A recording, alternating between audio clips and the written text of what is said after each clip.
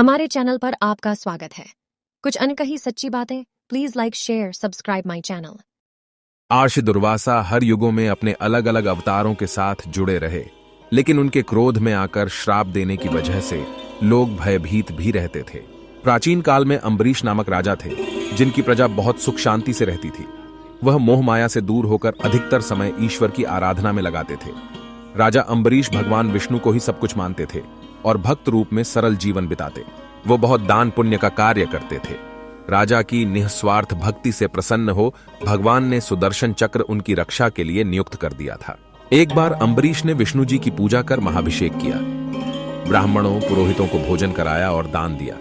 इसके बाद ब्राह्मण देवों की आज्ञा से अम्बरीश व्रत की समाप्ति पर पारण करने बैठे ही थे कि अचानक दुर्वासा आ गए। अम्बरीश ने आदर से बिठाया और भोजन के लिए प्रार्थना की तो दुर्वासा ने कहा, राजन रुको, मैं नदी में स्नान करके आ रहा हूं। मगर नदी पहुंचकर वे स्नान ध्यान में इतना डूब गए कि याद ही न रहा। द्वादशी खत्म होने को थी। तिथि रहते पारण न करने पर व्रत खंडित होता और दुर्वासा को खिलाए बिना पारण नहीं हो सकता था। परेशान अम्बरीश को ब्राह्मणों ने सलाह दी कि द्वादशी समाप्त होने में थोड़ा समय है, आप सिर्फ जल पीकर पारण करें, जल पीने से भोजन का दोष नहीं लगेगा। ब्राह्मणों की आज्ञा से राजा ने पानी से व्रत पारण किया, मगर वह जल पी ही रहे थे कि दुर्वासा आ गए। दुर्वासा ने देखा कि मुझ ब्राह्मण को भोजन कराएं। बिना अम्बरीश ने जल पीकर पारण कर लिया तो क्रोध में भरकर वह श्राप देने के लिए हाथ उठा ही रहे थे कि अम्बरीश ने कहा कि द्वादशी समाप्त होने जा रही थी, इसीलिए ब्राह्मणों ने जल पारण की आज्ञा दी थी। मगर दुर्वासा क्रोधित होने पर किसी की नहीं सुनते नहीं थे। उन्होंने अपनी जटा से एक बाल उखाड़कर जमीन पर पटक दिया और कहा, लो, मुझे भोजन कराए बिना पारण करने का फल भुगतो।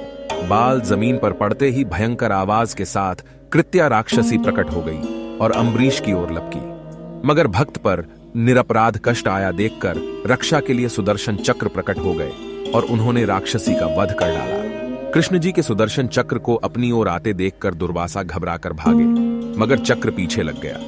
कहीं भी छिपते तो चक्र पीछा करता। वो अपनी जान बचाते बचाते ब्रह्मा, विष्णु और महेश के पास पहुंचा, लेकिन कोई भी उसकी रक्षा न कर सका। विष्णु जी ने कहा, अब चक्र मेरे हाथ से निकल चुका है, इसलिए जिसकी रक्षा के लिए यह तुम्हारे पीछे घूम रहा है उसकी शरण में जाओ। केवल अम्बरीश ही इसे रोक सकता है। दुर्वासा उल्टे पांव अम्बरीश के पास लौटे। राजन, तुम ही चक्र से प्राण बचाओ। तब राजा ने चक्र को आदेश दिया और चक्र गायब हो गया और ऋषि राजा को आशीर्वाद देकर आश्रम चल दिए।